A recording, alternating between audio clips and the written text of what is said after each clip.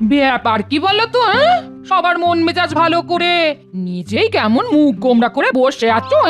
না না, গোমরা কোথায়? মুখ তো আমার এরকমই, একেবারে হাড়ির মতো। এই দেখো দেখো দেখো, এসব হাবি জাবি কথা বলে তুমি আমাকে টুপি পরাতে পারবে না। হ্যাঁ, সে কি করে পারবো বলো?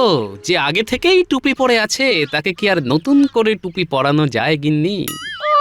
তার মানে আমি বোকা আর যত বুদ্ধি সব তোমার? মানে যা করার সব তো তুমিই করছো, আমি তো শুধু শুনছি আর ভাবছি। কি ভাবছো গো গোপাল দাদু? ও, তোরা চলে এসেছিস? আয় আয় আয়, আমি তো ভাবছি আজ তোদের কি গল্প বলবো। যা ভাবার না জলদি জলদি ভেবে ফেলো, আমরা কিন্তু আজ গল্প না শুনে নড়ছি না। নড়ছি না, নড়বো না, নড়ছি না, নড়বো না। যা ভাবছিলাম মনে হচ্ছে সেটাই ঠিক। হ্যাঁ, ন্যাপলার পায়ে করেন মন্ত্রী মশাই? ধান্দা ছাড়া কোনো কাজ করার বান্দা তো আপনি নন। ব্যাস আস্তে না আসতেই ফাটা ঢাক পেটাতে শুরু করে দিল। ঢাক ফাটা না গোটা সেটা তো যার ঢাক সেই জানে, তবে আপনি যেমন মাছের তেলে মাছ ভেজে চালাচ্ছেন তেমনই চালিয়ে যান। এর মধ্যে আবার মাছ ভাজা কোথা থেকে এলো? দেখছো তো সবাই কেমন মুখ ঝুলিয়ে গাল ফুলিয়ে বসে আছে। ওমা, তাই তো। তো ব্যাপারটা কি? নাও নাও এবার তোমার জন্যে তাহলে আমি আবার প্রথম থেকে শুরু করি। না না, আপনি শুরু করবেন কেন? যাদের ব্যাপার তারাই বলবে। উমা, গোপালের কি জানার ইচ্ছে, কিন্তু আমার মুখ তো ভীষণ তেতো, খেয়েছি যেন উচ্ছে। সে কি, খামোখা উচ্ছে খেতে গেলে কেন? সে কি, আমি সত্যি সত্যি খেয়েছি নাকি? আমার বউ ভীষণ খরুচে, তাই আমার মেজাজ গেছে খিচড়ে।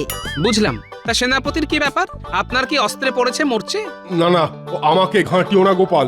শরীরটা ম্যাচ ম্যাচ করলে মনটা আর চাঙ্গা থাকে কি করে? হ্যাঁ, কি যে হচ্ছে কিছুতেই মানে এই চনমন চনমন করতে পারছি না। আমার সংসারে সুখ নেই মহারাজ, নিত্য দিন শুধু এই নেই আর ওই নেই। যথার্থ বলেছেন অমাত্য মশাই, আমি যেন সংসারের সং কি করব আমি জানি না, তাই আমি কিংকর্তব্য বিমূঢ়। হ্যাঁ, আমিও গিন্নির জ্বালায় একেবারে ঝালা ফালা হয়ে যাচ্ছি মহারাজ। ঘরে শান্তি নেই, মনে সুখ নেই। ও বাবা, এ তো দেখছি সবাই নিজের নিজের ফর্দ জমা দিয়ে দিল।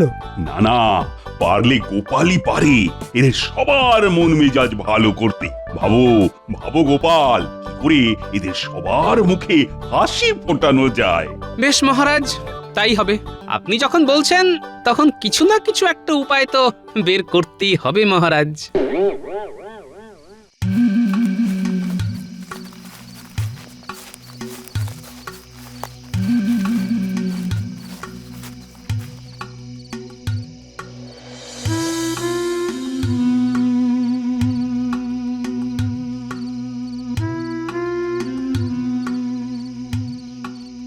এই, আজ তোমার কি হয়েছে বলো তো?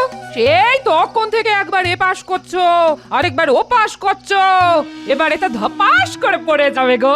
আমি তো সেটাই চাইছি গিন্নি, কিন্তু পড়ছি আর কই। এই মরেছে, এ তো বলেও বিপদে পড়লাম দেখছি। বিপদে আর তুমি কি পড়েছো? বিপদে তো পড়েছি আমি। এখন কি করে যে সবার মন মেজাজ ভালো করি। সবাইকে গিয়ে একটা করে গল্প শুনিয়ে দিয়ে এসো। সাবাস গিন্নি, এইটা তো আমি আগে ভাবিনি। এই যে আমি গল্প শুনিয়েই লোকের মন জয় করতে পারি। গল্প শোনাবে শোনাও, তবে তোমার তো আবার একটা বাতি কাছে গো, সেটা খেয়াল আছে তো? সে আবার থাকবে না? হ্যাঁ, আমার নাতি নাতনিদের না শুনিয়ে আমি কোনো গল্প তো কাউকে শোনাই না। তাহলে এবার কি করবে শুনি? কি আবার করব? ওদেরকে আগে গল্পগুলো শুনিয়ে দেব, তারপরে এক একজনের বাড়িতে যাব আর গল্প শোনাবো। যা দেখলাম রাজবৈদ্য খুব মুষড়ে পড়েছে, না ওকে দিয়েই শুরু করব ভাবছি। হ্যাঁ হ্যাঁ, সেটাই ভালো হবে। আর সবার মুখে হাসি ফোটাতে পারলে মহারাজের দয়ায় আমাদেরও কপাল খুলবে গিন্নি, সেটাও জেনে রাখো।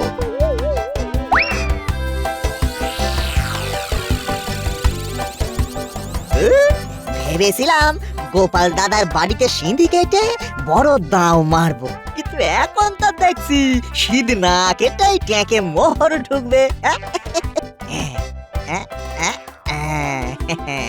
গোপাল দাদার এই ফন্দির কথা মন্ত্রী মশাইকে জানিয়ে দিতে পারলেই মনে হচ্ছে মাঝখান থেকে বেশ কিছু মাল মশলা ঘেরানো যাবে। তারপরে মন্ত্রী মশাই কি করবেন সেটা উনি জানেন।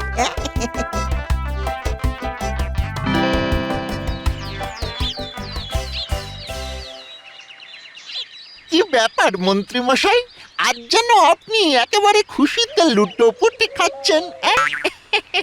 মনে হচ্ছে গোপাল ফাঁদে পড়েছে। ফাঁদ বলে ফাঁদ, একেবারে মক্ষম ফাঁদ। এবার দেখি গোপাল সবার মুখে কি করে হাসি ফোটায়। গোপাল দাদা তো কায়দা বের করে ফেলেছে। হ্যাঁ, সে কি বের করে ফেলেছে? কিন্তু কায়দাটা কি? সেইটা বলতেই তো ছুটে ছুটে এসেছি। তবে তার জন্য যে আপনার ট্যাগ একটু হালকা করতে হবে মন্ত্রী মশাই। না না, পাওনা গন্ডা নিয়ে ভাবতে হবে না, সেসব ঠিক বুঝিয়ে দেব। তাইলে শুনুন, গোপাল দাদা আগে বাচ্চাদের গল্পগুলো শোনাবে, তারপর সেই গল্প সবার বাড়ি বাড়ি গিয়ে একদিন শোনাবে। হ্যাঁ, তাই নাকি? বেশ বেশ, তাহলে গোপাল ডালে ডালে যাক, আমি পাতায় পাতায় যাবার কাজটা সেরে ফেলছি। শোন বটা ঘটা, তোদের কিন্তু একটা কাজ করতে হবে। ব্যাস ব্যাস ব্যাস, সকাল থেকে কাজকর্ম শিখে তুলে দিয়ে বনের মোষ তাড়াতে বসে পড়লো। ব্যাস, তা করলে আমার হবে গিন্নি? আমাকে যে এখন বসে বসে টাটকা টাটকা গল্প বানাতে হবে। আর সেই সব গল্প আমাদের শোনাতে হবে। নাও নাও, শুরু করে দাও। শুভ কাজে দেরি করছো কেন গো? যাক, ঝড় কেটে গেছে, এবার তাহলে শুরু করি। তবে শোন, একটা ইঁদুর একদিন একটা হিরে কারবারির দোকানে গেল। ঘুরতে ঘুরতে সুযোগ বুঝে সে একটা হিরে খেয়ে নিল। ওহ, বেশ ধরিবাজ ইঁদুর তো। তারপর কি হলো?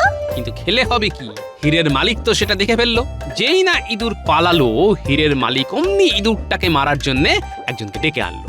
যখন ইঁদুর শিকারী ইঁদুরের ডেরায় ইঁদুরকে মারতে পৌঁছলো, সে দেখলো হাজার হাজার ইঁদুর এক জায়গায় বসে আছে, শুধু একটা ইঁদুর একটু দূরে বসে আছে। বেশ মজার ব্যাপার তো। থামবে না দাদু, থামবে না, চালিয়ে যাও। আরে বাবা, তার জন্য তো একটু ধৈর্য ধরে বসতে হবে। তারপর যা বলছিলাম, কিরে, কতক্ষণ এরকম হাঁ করে দাঁড়িয়ে থাকবো? তোরা তো বলেছিলি পুঁচকেগুলো এই রাস্তা দিয়েই ফিরবে। ফিরবে তো বটেই, তবে যতক্ষণ না ফেরে ততক্ষণ হাঁটা না হয় বন্ধ করেই রাখুন। না হলে মশামাছি গিলে ফেললে আবার আমাদেরই দোষ হবে। যা যা, মেলা ফ্যাচ ফ্যাচ না করে পুঁচোগুলো আসছে কিনা দেখ।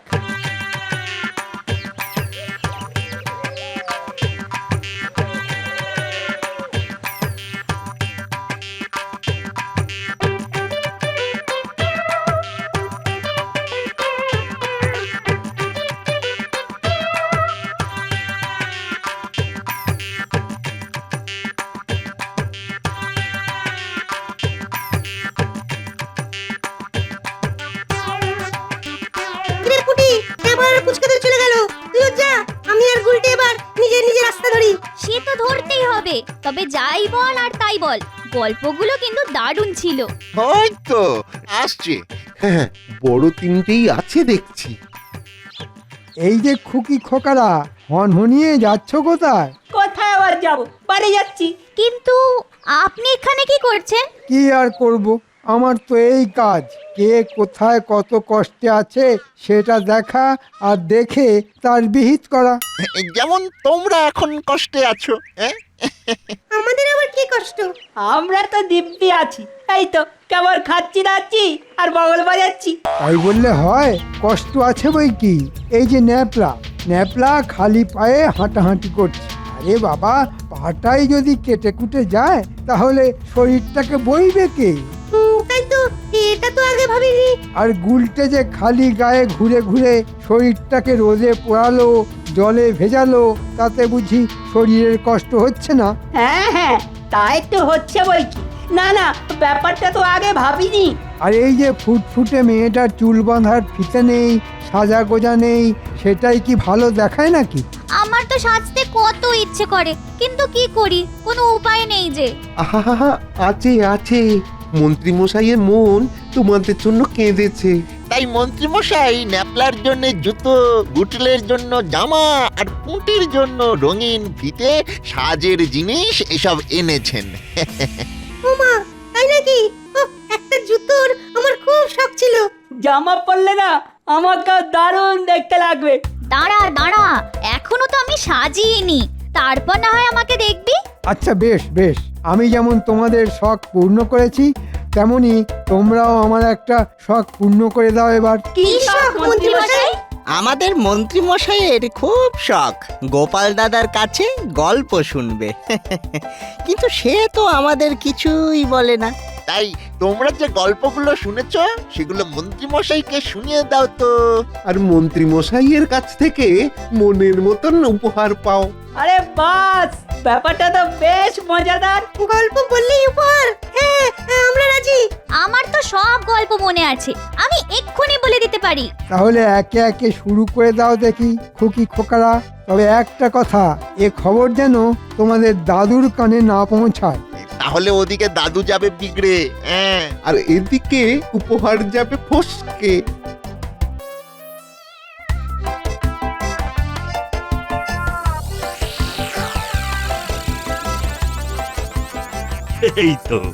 এই তো সবাই হাসছে।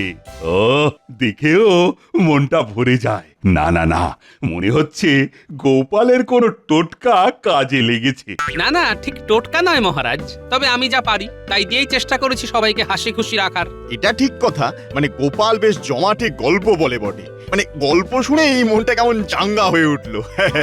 বেশ বেশ, তাহলে সবাই একে একে বলো দেখি কে কিরকম গল্প শুনেছো। তাহলে আমাকে যে গল্পটা বলেছে সেটা শুনুন। একটা ইঁদুর একদিন একটা হিরে কারবারির দোকানে গেল। ঘুরতে ঘুরতে সুযোগ বুঝে সে একটা হিরে খেয়ে নিল। কিন্তু খেলে হবে কি, হীরের মালিক তো সেটা দেখে ফেললো।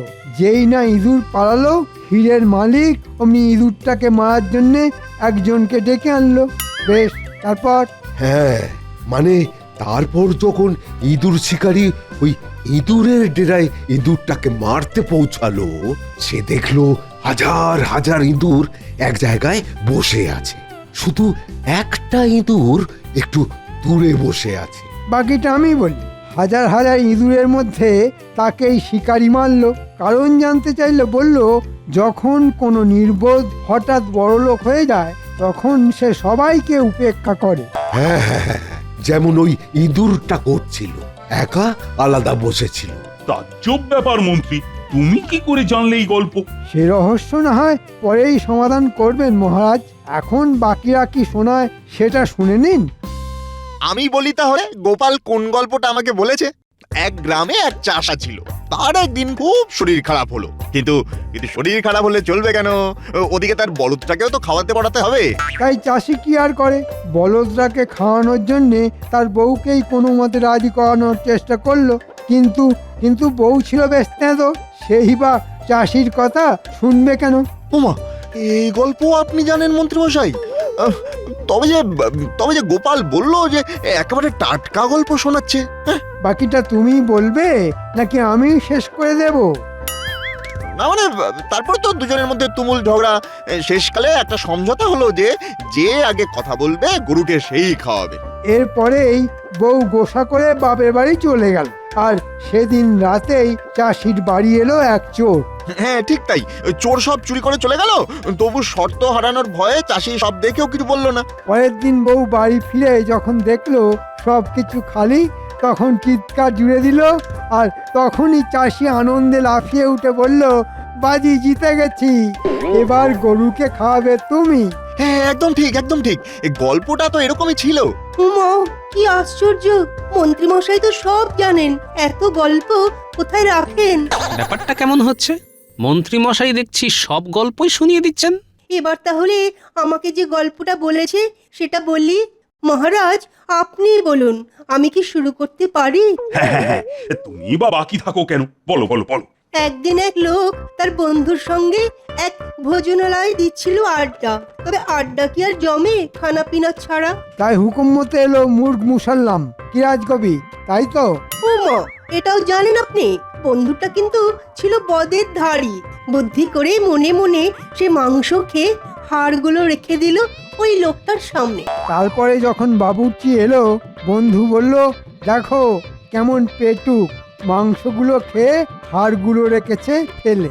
লোকটা বলল, আসল পেটুক যদি দেখতে চাও তাহলে দেখো ওকে, হাড়গুলো খেয়েছে চেটে পুটে, তাই ওর পাত পুরো সাপ। সাবাস মন্ত্রী মশাই, সাবাস। না, মন্ত্রী মশাই দেখছি কিছু না কিছু তো একটা পায়তারা কষেছেন, কিন্তু এটা উনি করলেন কি করে? না না না, দেখি এরপরে আর কি কি মতলব করেছেন। ওদিকে তো দেখছি গোপাল আবার বিড়বিড় করছে। ও মন্ত্রী, এবার তুমি বলো দেখি, এই সব গল্প তুমি কি করে জানলে? না জানার কি আছে মহারাজ, এসব গল্প তো আমারই বানানো। গোপাল তো আমার কাছ থেকে শুনে বাজিমাত করার চেষ্টা করছে। তাই নাকি? না না না না না, গোপাল যে এরকম কাজ করবে সেটা তো আমি ভাবতেই পারিনি। ছি ছি ছি ছি ছি ছি, গোপাল তাহলে স্রেফ টুকলি করেই চালিয়ে দিল। আমি যেটা ভাবছি সেটাই যদি হয়, তাহলে মন্ত্রী মশাইকে পেঁচে ফেলার মোক্ষম উপায় আমার মাথায় চলে এসেছে। যে অপকর্ম তুমি করেছো তারপরে আর বিড়বিড় করে কি হবে বলো তো গোপাল? না না মহারাজ, আমাকে আরেকটিবার সুযোগ দিন। এবার আর কাউকে নয়, আমি আপনাকেই গল্প শোনাবো মহারাজ। বাচ্চাদের কবজা করে এই গল্প আমি শুনে ফেলবো, তারপরে আবার গোপালের মুখ পোড়াবো। সে একটা সুযোগ অবশ্য দেওয়া যেতেই পারে। কি হলো মন্ত্রী, তোমার কোনো আপত্তি নেই তো? না না, আপত্তি আর কিসের মহারাজ, শোনাক না। কি গল্প আপনাকে শোনাবে বলছে, শোনাক। ব্যাপার কি বলো তো? সবার মন মেজাজ ভালো করে নিজেই কেমন মুখ গোমরা করে বসে আছো? না না, গোমরা কোথায়, মুখ তো আমার এরকমই, একেবারে হাড়ির মতো। এই দেখো দেখো দেখো, এসব হাবি জাবি কথা বলে তুমি আমাকে টুপি পরাতে পারবে না। হ্যাঁ, সে কি করে পারবো বলো? যে আগে থেকেই টুপি পরে আছে তাকে কি আর নতুন করে টুপি পরানো যায় গিন্নি? তার মানে আমি বোকা আর যত বুদ্ধি সব তোমার? মানে যা করার সব তো তুমিই করছো, আমি তো শুধু শুনছি আর ভাবছি। কি ভাবছো গো গোপাল দাদু? ও, তোরা চলে এসেছিস? আয় আয় আয়, আমি তো ভাবছি আজ তোদের কি গল্প বলবো। যা ভাবার না জলদি জলদি ভেবে ফেলো, আমরা কিন্তু আজ গল্প না শুনে নড়ছি না। নড়ছি না, নড়বো না, নড়ছি না, নড়বো না। যা ভাবছিলাম মনে হচ্ছে সেটাই ঠিক। হ্যাঁ, ন্যাপলার পায়ে জুতো, গুলটের গায়ে জামা, পুটির চুল ফিতে দিয়ে বাঁধা। দুয়ে দুয়ে চার করলে গল্প ফাঁস হবার সূত্র তাহলে এরাই। কি ভাবছো গো গোপাল দাদু? ওই যে বলা না, গল্প ভাবছি। তাহলে শোন, বেশ মন দিয়ে শোন। এই গল্পটা কিন্তু আজ রাতে আমি মহারাজকে গিয়ে শোনাবো। বলো বলো। এক গ্রামে ছিল এক বুড়ো দাদু, তার ছিল 5 নাতি নাতনি।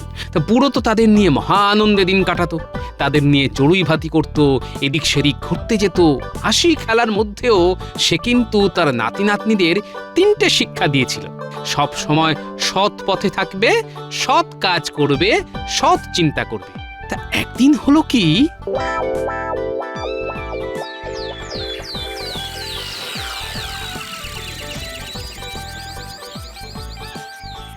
এই এই তো সবাই এসে গেছে দেখছি। সবাই কোথায় মহারাজ? এখনো তো পালের গোদাম বিয়ে মানে গোপালই আসেনি। তাই তো, কিন্তু গোপাল গেল কোথায়? কোথায় আর যাবে? দেখুন, গল্প মিলে যাবার ভয়ে কোথাও ঘাপটি মেরে বসে আছে। ঘাপটি মেরে কেন বসে থাকবো মন্ত্রী মশাই? আমি কি চোর না বাটপার? এই জন্যই বলে চোরের মায়ের বড় গলা। আমার গল্প চুরি করে ফাঁক করে দিয়ে আবার বড় বড় কথা বলা হচ্ছে। আহা, চুরি করেছে কিনা সেটা তো এখনই ধরা পড়ে যাবে। তাহলে আমি শুরু করি গল্পটা। আমি হলপ করে বলতে পারি, এই গল্প আমার থেকে ঝেড়েই গোপাল চালিয়েছে। বেশ, দেখো তাহলে। এক গ্রামে ছিল এক বুড়ো দাদু, আর তার ছিল 5টা নাতি নাতনি। একদম হুবহু টুকেছে মহারাজ। বুড়ো তো তাদের নিয়ে মহা আনন্দে দিন কাটাতো, তাদের নিয়ে চড়ুই ভাতি করত, এদিক সেদিক ঘুরতে যেত। কি মহারাজ, মিলছে তো? হ্যাঁ, মিলে যাচ্ছে, এটাও তো মিলে যাচ্ছে গোপাল। গল্পের বাকিটা কিন্তু আমরা বলবো মহারাজ। এই মরেছে, এই কুঁচোগুলো আবার এখানে কি করছে? এরা কি আবার হাটে হাঁড়ি ভাঙবে নাকি? হাসি খেলার মধ্যেও সে কিন্তু তার নাতি নাতনিদের 3টে শিক্ষা দিয়েছিল। সব সময় সৎ পথে থাকবে, সৎ কাজ করবে, সৎ চিন্তা করবে। একদম মিলে যাচ্ছে, কিন্তু ব্যাপারটা কি? ব্যাপারটা একেবারে জলের মতো পরিষ্কার মহারাজ। আমরা মন্ত্রী মশাইয়ের পাতা ফাঁদে পা দিয়ে অসৎ কাজ করেছি। দাদু আমাদের না শুনিয়ে কাউকে গল্প বলে না, তাই এখানে সবাইকে যে গল্প বলেছে আমরা সেই গল্প অনেক আগেই শুনে নিয়েছিলাম। আর মন্ত্রীমশাই উপহার দেওয়ার লোভ দেখাতে সেই সব গল্প বলেও দিলাম। কিন্তু দাদুর শিক্ষা মনে পড়তেই আমরা আমাদের ভুলটাও বুঝতে পেরেছি, আর আমরা আমাদের ভুল শোধরাতে চলে এসেছি। আমাদের ক্ষমা করে দাও দাদু। আর এরকম ভুল কখনো করব না। ভুল তো মানুষ মাত্রই করে, তবে ভুল থেকে যে শিক্ষা নেয়, নিজেকে শুধরে নেয়, সেই তো আসল মানুষ। তোরা মানুষের মতো মানুষ হবি। আয় আয় আমার কাছে আয়। এই রে, এদিকে তো আমে দুধে মিশে গেল। হ্যাঁ, এবার আমার কি হবে? না না মন্ত্রী, তুমি যা করেছো তার কোনো ক্ষমা নেই। শেষে কিনা বাচ্চাগুলোর মাথা চটকে নিজের স্বার্থ সিদ্ধি করতে চেয়েছিলে। শুরু করো, শুরু করো, এক্ষুনি বাচ্চাদের সামনে কান ধরে ওঠবস করা শুরু করো। আর তারপর তারপর আবার কি মহারাজ? তারপর শুরু হবে তোমার গল্প বলা। টানা 7 দিন প্রাসাদের সামনে এক ঠ্যাঙে দাঁড়িয়ে তুমি গল্প বলে যাবে। হ্যাঁ, আর এই হলো তোমার শাস্তি। মরে যাব মহারাজ, এবারের মতো আমায় ছেড়ে দিন মহারাজ। করো, মরে যাব, এক্ষুনি ওঠবস শুরু করো। আর যতক্ষণ না থামতে বলছি করে যাবে।